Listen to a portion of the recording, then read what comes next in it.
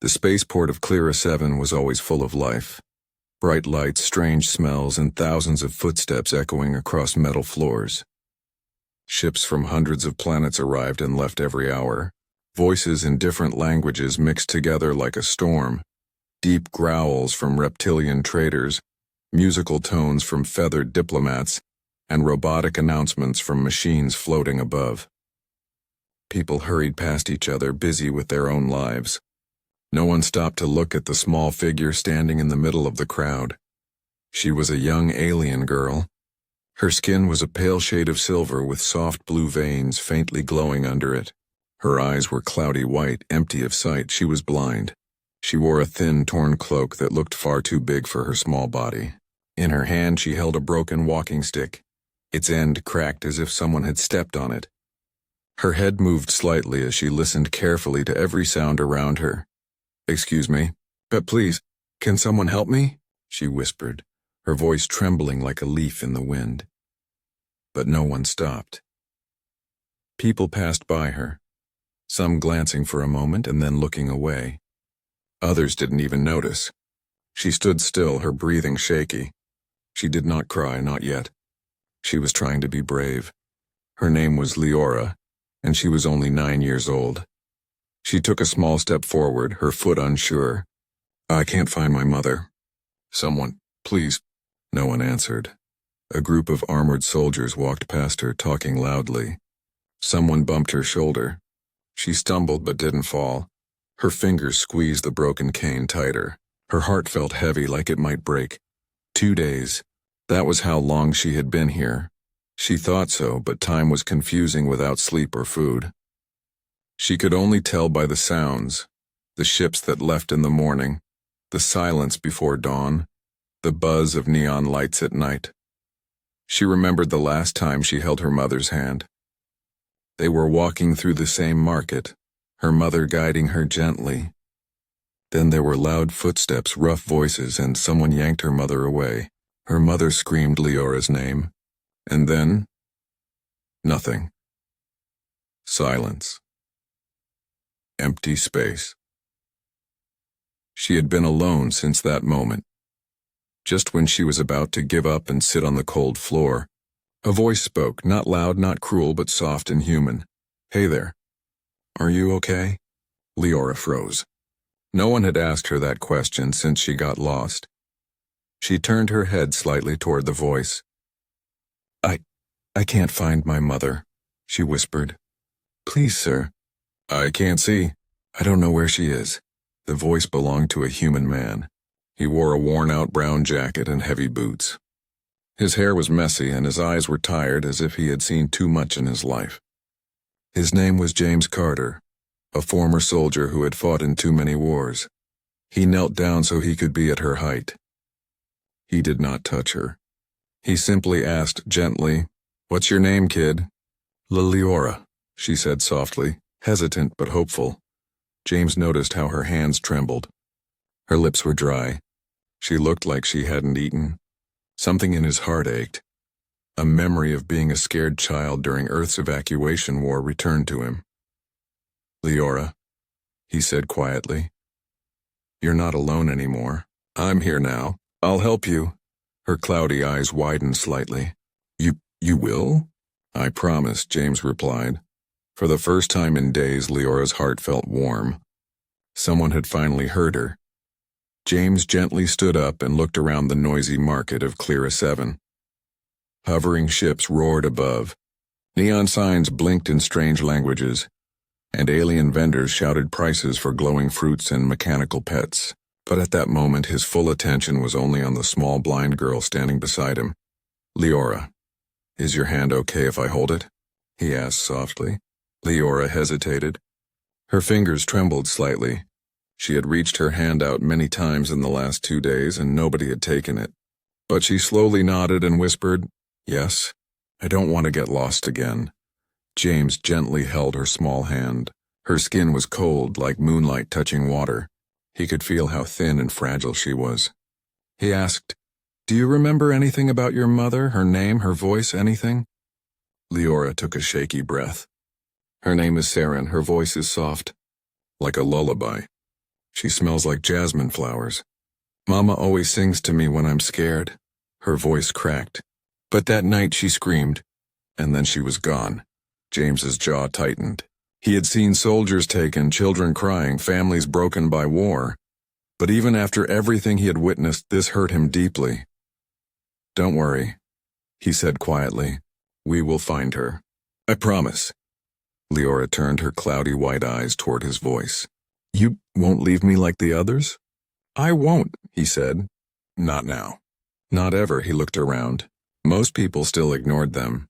Some aliens glanced at James as if he was strange for helping. One tall insect-like merchant clicked his mandibles and muttered, "Humans, always rescuing lost causes." James didn't care. He guided Leora to a quieter corner near a food stall. "You must be hungry," he said. She nodded silently. He bought a warm bread roll filled with sweet fruit paste and placed it in her hands. She touched it as if unsure it was real, then took a small bite. Tears slowly filled her eyes. "It's warm," she whispered. James smiled softly. "That's how food is supposed to be." After eating, Leora sat quietly for a moment, listening to the sounds around her. She asked, "Why are you helping me?" James paused. His eyes drifted to the floor. "Because when I was small, during the evacuation war on Earth, I got separated from my family. I cried for help. No one came. I promised myself, if I ever saw someone else in that pain, I wouldn't walk away."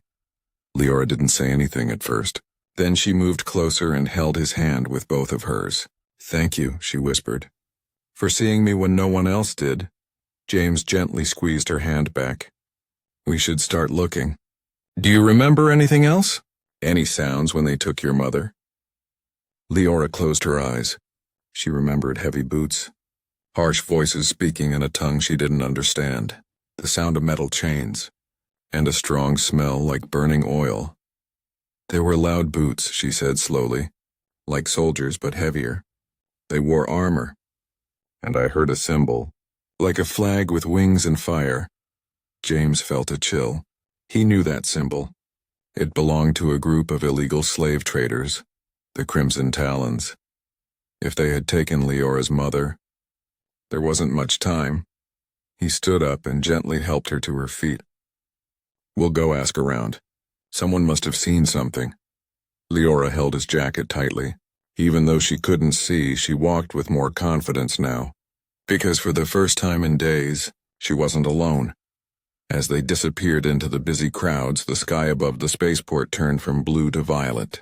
The first stars began to appear. And somewhere out there, a mother was waiting, hoping someone would help her too. James walked slowly through the busy streets of the Clyra 7 market, guiding Leora safely beside him. Neon lights flickered above their heads, casting purple and blue colors on the wet street below. Strange smells filled the air, fried alien spices, metal, oil, smoke from engine vents. Leora held his hand tightly. She could not see the world, but she could feel the atmosphere. Loud, crowded, uncaring. They stopped at a fruit stall where a short, lizard-like vendor was cutting bright red fruits with a sharp knife. "Excuse me," James said. "Have you seen a silver-skinned woman taken away by armored people?" The vendor looked up, his yellow eyes narrowing. "Why ask me, human?" he hissed. The air in Sector 9 felt different, colder, heavier, as if the walls themselves whispered secrets. Streetlights were broken or flickering weakly, casting trembling shadows on the cracked ground. Very few people walked here, and those who did kept their heads down, moving quickly as if afraid of being seen.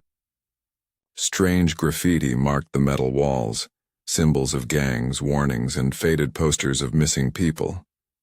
James held Leora's hand carefully, guiding her over uneven stones and rusted pipes. She walked slowly, her steps unsure but brave. The sound of dripping water echoed around them. Every few moments a distant scream or metallic clang could be heard. Leora whispered, "It feels quiet here, but not a safe quiet." "You're right," James said in a low voice. "This place is silent because people are scared." She held her cane tighter. "Is Mama here?" "I think so," he said. And we're going to find her. They continued walking deeper into the district. Broken machines lay on the ground. Old wires sparked occasionally. The smell of smoke and burnt metal filled the air. James's eyes stayed sharp. His soldier instincts were awake again. They stopped near a small alley where two cloaked figures were sitting beside a fire barrel. James approached carefully. "Excuse me," he said, "I'm looking for a silver-skinned woman, taken by the Crimson Talons." One of the figures looked up, an elderly alien man with dark blue skin and tired orange eyes. He studied James, then looked at Leora. His expression softened. "You shouldn't be here," he muttered, "especially not with a child." "We don't have a choice," James said firmly. "Please, anything you know could help." The old man sighed. "Yes, I saw her. The slavers took her to the old warehouse near the edge of the sector. Big metal doors with a red claw symbol, but—" His voice lowered to a whisper. "It's guarded, dangerous." Leora stepped forward slightly. Was she crying? The old man looked at her gently. "No, little one." She was not crying. She was shouting your name again and again, until they covered her mouth. Leora's heart tightened. Tears rose in her eyes, but she blinked them away. "Thank you," she whispered. James placed a hand over his chest. "We're grateful." As they walked away, the other cloaked figure, a woman, said quietly, "Human, be careful. Slavers don't forgive those who interfere." James looked back. "Neither do I." They continued forward, and soon a large, rusted building came into view. Its massive doors were marked with a red symbol, 3 claws across a burning sun. The logo of the Crimson Talons. 2 armed guards stood outside, their armor dark red and black. Their weapons hung at their belts, but their eyes were sharp. James turned to Leora. "Stay behind me. Stay silent." Leora nodded and held his jacket tightly. She could not see the building, but she could feel the tension in James's hand. His heartbeat was faster than before. They moved behind a stack of metal crates where James could observe the guards without being seen. He studied their movements, their weapons, the security panels on the door. Leora whispered, "Are you scared?" James exhaled slowly. "Yes, but being brave doesn't mean we're not scared. It means we keep going anyway." She smiled faintly, though she couldn't see his face. "You always keep going." Footsteps echoed suddenly. A truck-like hovercraft stopped in front of the warehouse. 2 more guards stepped out, dragging a cage. Inside the cage were alien prisoners, thin, tired, with lifeless eyes. James clenched his fists. His mind was no longer calm. This was no longer just a promise, this was a fight for something pure. Leora, sensing his silence, whispered, "James, do you think Mama's inside?" He looked at the warehouse, at the red claw painted on the doors. "Yes," he breathed, "and I'm going to bring her back, even if it meant stepping into hell." The warehouse loomed like a sleeping monster, silent but dangerous. James could hear the hum of security drones circling above and the muffled cries of captives from inside. Leora stood close beside him, her small hand gripping his arm. She couldn't see the fear around them, but she could feel it in the air, thick, cold, and heavy. "Stay low," James whispered as they hid behind a stack of rusted containers. "We need to get closer without being seen." Leora nodded, trusting him completely. Her cloudy white eyes were calm, but her heart raced. She listened to every sound, footsteps, metal doors, the rattling of chains inside. Somewhere in that building, her mother was waiting. James glanced at her and spoke softly. "Leora, if anything happens to me, I want you to run." She shook her head immediately. "No, you promised. You said we'll stay together." James sighed. He couldn't argue. "All right. Together." They moved quickly along the shadows until they reached a back entrance. It was smaller, less guarded.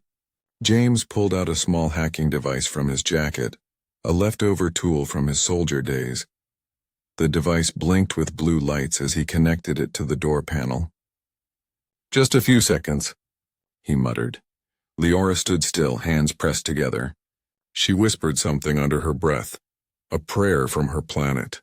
The lock clicked. The door slid open. Inside, the air smelled of oil, blood, and fear. Dim lights flickered across rows of cages. Many aliens sat inside, silent and broken, their wrists tied, their eyes empty. Some looked up when James and Leora entered, confused to see a human armed with kindness instead of weapons. Leora's voice trembled. "Mama." No answer. Only the soft echo of her voice across cold floors. James whispered, "Stay close." They quietly walked past cages. Hands reached out, grabbing at James's coat, silently begging for help. His heart ached, but he kept moving. First, he had to find Leora's mother. Then they heard it. A weak voice, soft as a dying light, whispering, "Oh." Leora gasped. "Mama?" Her feet moved on their own. James quickly held her shoulders to stop her from running blindly. They turned the corner. There she was, a silver-skinned woman, her wrists chained to the wall, her gown dirty and torn. Her face was pale, bruised, but her eyes, though tired, still held a spark of love. It was Leora's mother, Saren. "Mama!" Leora cried, running forward. Saren's eyes widened, tears streaming immediately. "My child and my star. You're alive." She pulled against her chains but could not move. James rushed forward and used a tool to break the locks. The chains fell. Leora collapsed into her mother's arms. Saren held her tightly, her hands trembling as they touched Leora's face, her hair, her cheeks, as if making sure she was real. "You came. You found me," Saren whispered. "I wasn't alone," Leora said, turning toward James. "He helped me." Saren's eyes met James's. For a moment they said nothing, but everything was understood. Then, bang, a metallic door slammed open. "Hey, who are you?" A guard shouted. More footsteps thundered inside. Weapons loaded. Lights turned red. Alarms screamed. James grabbed a fallen rifle from the floor. "Stay behind me," he ordered. Leora and Saren crouched low. James fired a warning shot, hitting a light above the guards to blind them with sparks. Blaster shots filled the air like thunder. James felt a burning pain in his shoulder but didn't stop. He moved like he had trained for years, protecting, attacking, surviving. "Mama, I'm scared," Leora cried, covering her ears. Saren held her close. "It's okay, my light. Trust him," James yelled. "When I say run, you run to the exit, got it?" Leora nodded, tears falling. More guards rushed in. James's breathing grew heavy. Blood dripped from his arm. But he stood firm, because a promise was stronger than pain. Blaster fire echoed through the metal halls, each shot lighting the dark like lightning. Sparks flew from broken lights above, raining down like falling stars. James moved quickly, pulling the trigger of the stolen rifle with steady hands. His shoulder burned from the wound, warm blood soaking into his jacket, but he ignored the pain. "Stay low and stay quiet," he said breathlessly to Saren and Leora. Saren wrapped her arms around Leora protectively. The little girl clung to her mother's clothes, trembling. She could not see the chaos, but the sound of gunfire, shouting, and metal scraping against the floor filled her with fear. James fired again, forcing the guards to take cover behind metal crates. He looked back at them. "This way. We don't have much time." Saren nodded and helped Leora to her feet. They followed James through the narrow rows of cages. Other prisoners watched with wide eyes, hope slowly returning to their faces for the first time in days, maybe years. "James," Leora whispered, "are we going to die?" He looked at her, his voice soft but strong. "Not today." Suddenly, boom. A grenade exploded nearby, shaking the ground. The shockwave knocked them to the floor. Dust and smoke filled the air. Leora cried out as Saren shielded her with her body. James coughed, ears ringing. He grabbed Leora's hand and pulled them up. "Move." They ran through a broken side door, entering a dark hallway that smelled of oil and fire. Alarms wailed from every wall, bright red lights flashing like a heartbeat. As they turned a corner, they met two guards. James didn't hesitate. He used his rifle like a club, striking one in the helmet. The second guard raised his weapon. But Saren, with fierce determination, threw a metal rod she had picked up. It hit the guard's arm, making his shot go wild. James finished the fight quickly. He looked at Saren in surprise. She was breathing hard, but her eyes, silver and fierce, glowed with a mother's strength. "No one hurts my child again," she said quietly. James nodded with respect. "Let's keep moving." They reached a side exit, but it was locked with a heavy metal gate. James cursed under his breath. He reached into his pocket for his hacking device, but it was broken from the explosion. Leora stepped forward. Her hands touched the cold metal. "Let me try," James blinked. "Leora, this is a lock." "I know," she said calmly. "But I can hear it." She pressed her ear gently against the gate's control panel. Inside, she heard tiny gears, electric pulses, soft clicks. She listened, her fingers moving slowly, feeling the vibration of each mechanism. Click, the gate opened with a hiss. James and Saren stared at her in disbelief. Leora smiled a little. Blind people learn to hear the things others don't. Before James could speak, a loud voice roared from behind them. "Stop right there." A tall figure in dark red armor stepped into the hallway. His helmet had 3 sharp claws across it. He was the commander of the Crimson Talons. His voice was cold as ice. "Give me the girl and her mother, or you will all die." James stepped in front of them. "You'll have to go through me." The commander aimed his weapon. "Gladly." Leora felt James step forward, heard the metallic click of his rifle. She didn't scream. She stood tall beside her mother and whispered, "James, don't leave us." He looked back for just a second and gave a small smile. "Never." Then everything happened at once, gunfire, shouting. "Smoke!" James charged. Saren held Leora tightly. The commander raised his weapon, and the world exploded into light and sound. The next morning came softly. Pale sunlight touched the quiet valley where the spaceship had landed. Birds sang gently, and a fresh breeze moved through the trees. Elias stood outside watching the world wake up. His heart felt heavy yet peaceful. Today would be the day Lyra reunited with her mother. Lyra stepped out of the house slowly, guided by the gentle sound of Elias's footsteps. She still could not see, but there was a new calmness in her face. She held the silver necklace he had given her, fingers brushing over it like it was her special anchor in the dark. Her voice trembled as she whispered, "Is she really here?" "Yes," Elias said softly. "Your mother is waiting inside the ship." Silence hung for a moment. Lyra's small hands shook. Fear and hope mixed inside her like 2 storms meeting. What if she doesn't remember me? What if she doesn't want me anymore? Elias knelt beside her, his voice gentle but strong. "She crossed stars for you. She never stopped searching. She never stopped loving. Believe in that." Tears gathered in Lyra's white eyes, but she nodded. With careful steps, she followed Elias toward the ship. The ramp opened slowly, a low hum echoing through the ground. Inside, soft blue lights glowed along the walls like stars guiding the way. At the heart of the ship, a tall woman stood waiting. Her skin shimmered like moonlight and her hair flowed like silver water. But her eyes, full of pain, longing, and love, were what made Lyra stop in her tracks. "Her mother, Lyra," the woman breathed.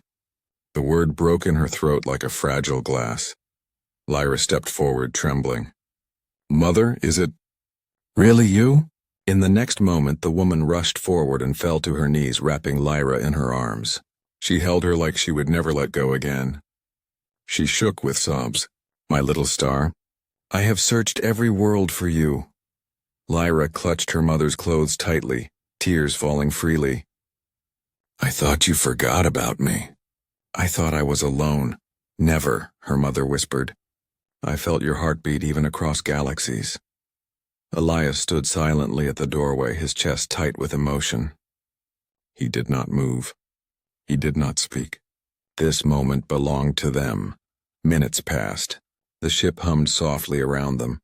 Finally, Lyra's mother looked up at Elias. Her eyes were wet but warm.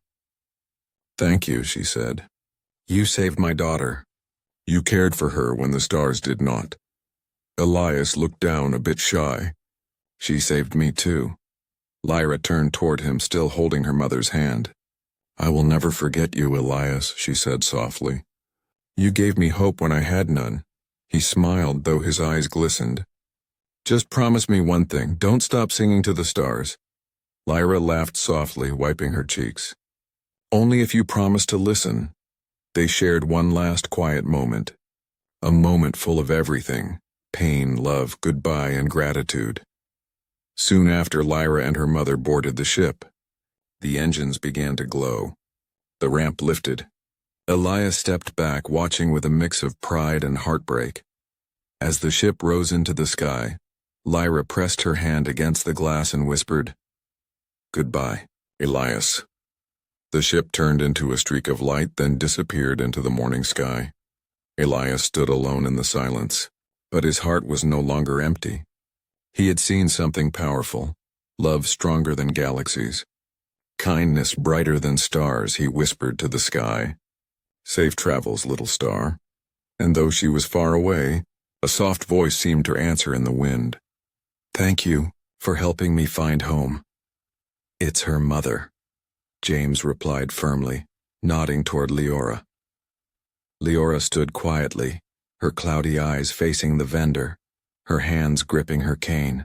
Something in her small, fragile presence softened even the vendor's rough heart. You're too late to stop them, he finally whispered. I saw men in black and red armor, crimson talons. They took a silver-skinned woman 2 nights ago. She fought, but they hit her, tied her hands, and dragged her away like cargo. Leora trembled. Her lips parted to speak, but no sound came out. James asked, Do you know where they took her? The slavers don't work inside this market, the vendor said. They operate in the dark zone. Sector 9, no law, no rules. Leora's fingers tightened around James's hand. She whispered, We have to go. James nodded. Thank you, he said to the vendor. The vendor only waved them away with a sigh, but his eyes followed Leora until she disappeared in the crowd. As they walked, the clean streets turned older, dirtier. Bright lights became dim and broken. People here did not smile. They whispered, watched, and hid in shadows.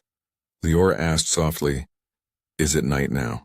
Not yet, James said, looking at the sky turning orange through the glass roof of the port. But the sun is leaving. Leora tilted her head. I can feel it. The air gets colder when day goes. James looked at her in surprise. Though she was blind, she understood the world differently. She heard footsteps others ignored, felt wind changes, smelled danger. They stopped at a small tea shop. An old alien woman with soft green skin and 4 gentle eyes stood behind the counter. She looked tired but kind. James asked politely, Ma'am, we're looking for a woman, silver skin, taken by force. The old woman looked at Leora, then back at James. Slowly she nodded. I saw her. She was calling out for her child. Leora, she said. They pushed her into a black vehicle and went toward Sector 9. Leora's voice broke. Mama, she was calling me. Yes, child, the woman replied softly. With every breath she had left. Leora covered her mouth as tears fell. James knelt beside her. We're close. We'll find her. The old woman handed Leora a small warm cup of herbal tea. Drink, little one. Hope is a fragile thing. You must keep it warm. Leora held the cup with both hands, feeling its gentle heat. Thank you, she whispered. James asked the woman, Is Sector 9 dangerous? The woman's voice dropped. People disappear there. Even soldiers don't go. If you go, be careful. Love is powerful, but so is darkness. James nodded. We don't have a choice. He stood up, took Leora's hand again, and they continued walking. The lights behind them faded. Ahead the streets became quiet, cold. A broken sign flashed weakly. Sector 9. Entry not advised. Leora took a deep breath. She could not see the darkness in front of her. But in her heart she wasn't afraid anymore, because someone was finally walking beside her.